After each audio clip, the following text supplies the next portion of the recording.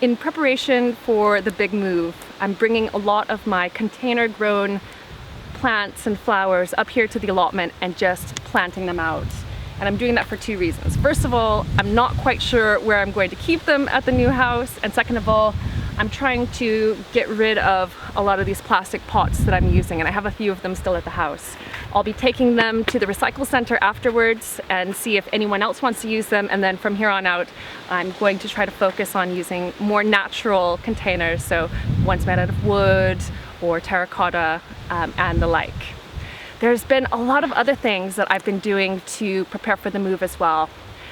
I've reluctantly had to sell my greenhouse, and I still have it right now, but over the next week I've got to clear it out, clean it, and its new member or owner is going to come and pick it up.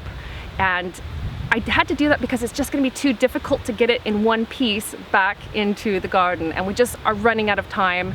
And I have some plants that need to go into the greenhouse, and there's a greenhouse already in the back garden right now.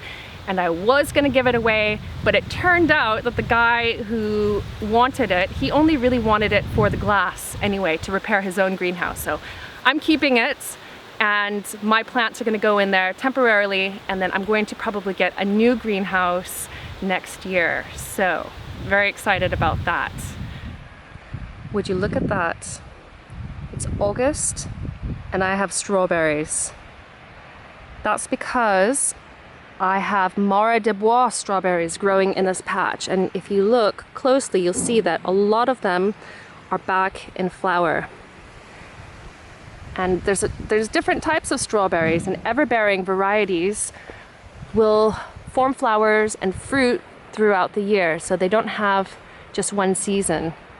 And I've been picking strawberries this week, which has been fantastic, because in the past I've just grown the June bearing strawberries, and then once they're over, they're over.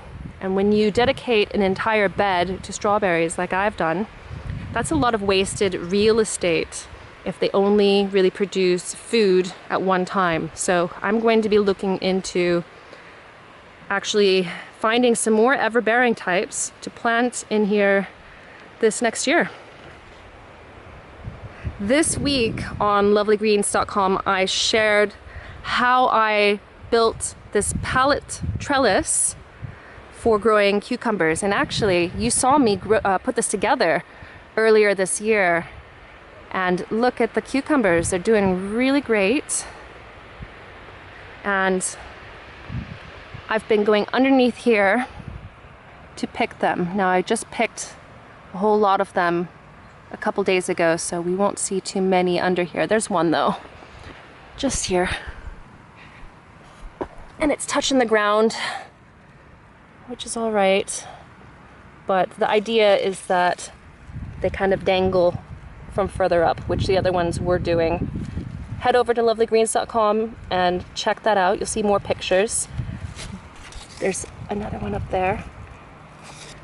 But I would highly recommend growing your outdoor cucumbers like this. I also had some lettuces growing underneath earlier in the season, which I've harvested. But super simple, and I've lashed it together so that I can take it down at the end of summer and move it to another location in the garden. Look at how pretty the little wildflower area is. And it is actually going over a bit, but these beautiful cosmos are coming into their own. I really need to get back up here and pick more calendula flowers. Look at all of them. Look at all of those beautiful golden flowers. I have a video on growing and harvesting them for beauty products. Check those out. And then I also cut back the chamomile, and it is in full bloom again. It needs to be picked and dried for tea and also for beauty products. Now the chamomile tea that you buy in the shop, it's nice, but it is nothing like freshly dried and prepared chamomile tea. It smells so sweet and appley, just absolutely gorgeous. Just yesterday, someone told me that they had some really poor luck with their charred this year. It just wasn't a good year for them, but for me, they've done great. Now over here, I've also just transplanted some seedlings I've been growing on at home. So the first 2 rows there, they are a winter type of radish called the red meat radish. It's known by other names in other countries, I believe. It's green and white on the outside and kind of a reddish pink on the inside. Those are oriental spinach right there that I sowed about a month ago.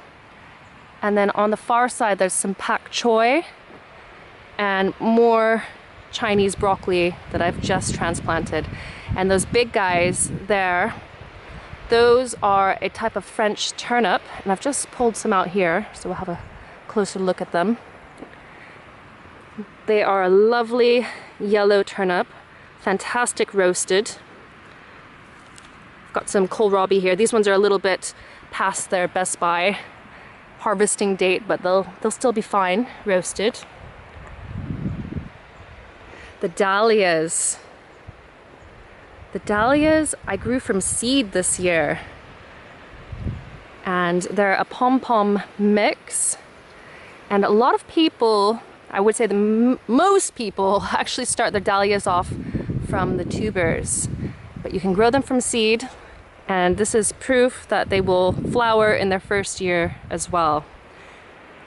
In between working at the house and trying to keep on top of the garden, I've also organized a workshop. So yesterday I had my first ever succulent terrarium workshop, which I also have a video for here on my channel, but I just want to show you a little bit of what it was like.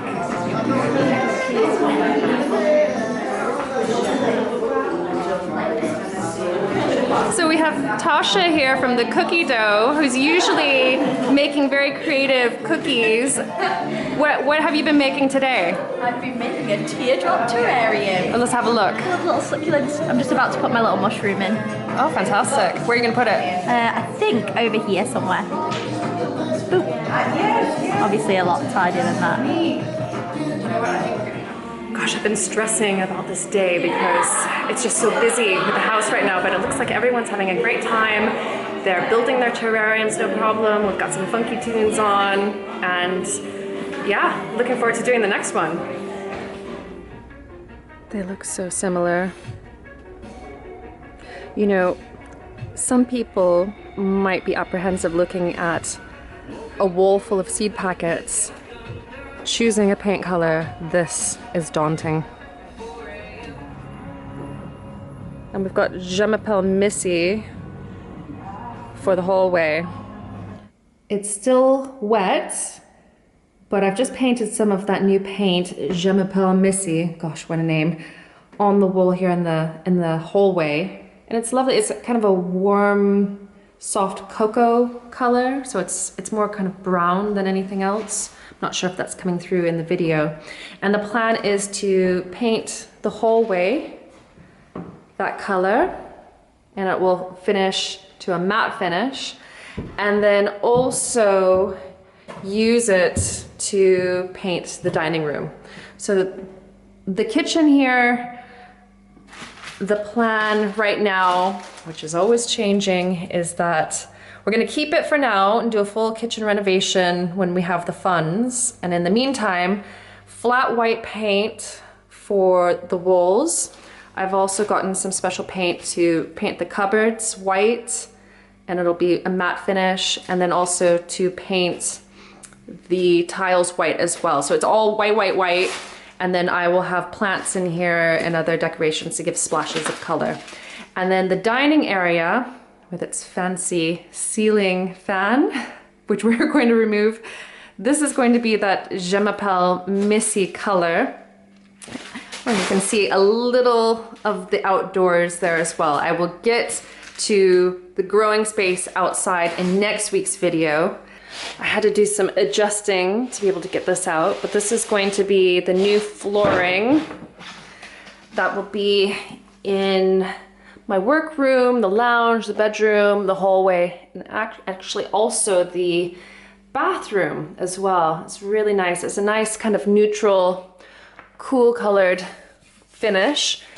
and it has a nice texture to it as well. So the plywood is going down this week, and then Josh will fit that flooring over the weekend. Oh, can you guys see that splash of color? I put a picture up on Instagram, but it doesn't do the color of this room justice. We really wanted something different for our bedroom, and this is certainly different. I'm just imagining waking up to this beautiful color every single morning. I was so scared to paint it on. It was just so colorful. But I think when the flooring is down in here and our white furniture and white curtains and plants and everything are in here, then it will really break it up. And then you can see we've got the view out to the back garden from here. There's a little patio out there. And again, we'll go and check that out in next week's video.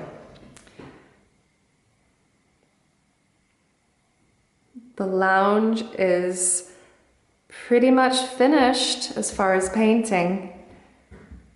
It's a beautiful, really light and modern gray color, which I think will look really good with our furnishings. And of course, that gorgeous floor. The last thing that I need to paint in here are the tiles around the fireplace. Now, we don't quite know what our plans for the fireplace will be. We're going to tackle that next year. But in the meantime, I'm going to paint the tiles around the fireplace just a flat white color instead of this kind of 60s, 70s faux marble or a faux something. It's very fine.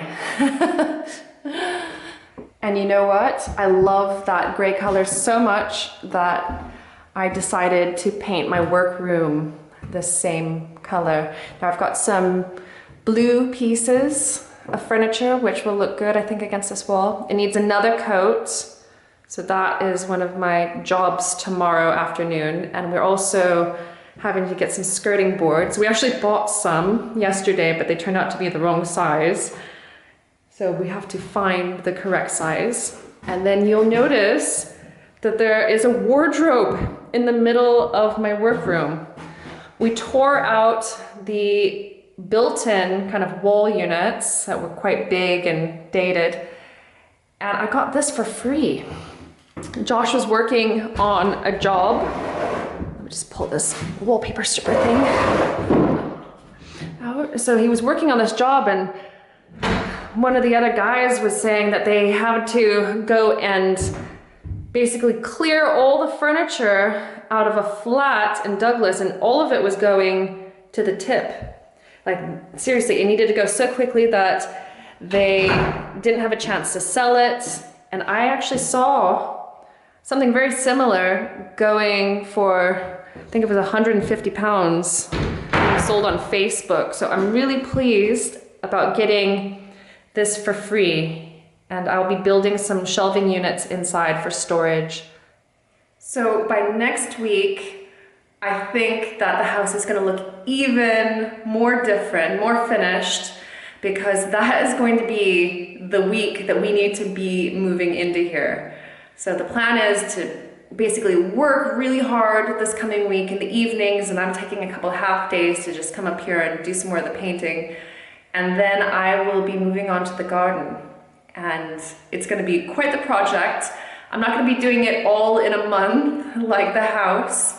It will be a project that will be ongoing over the winter and over the years to come, really. A garden is never really finished.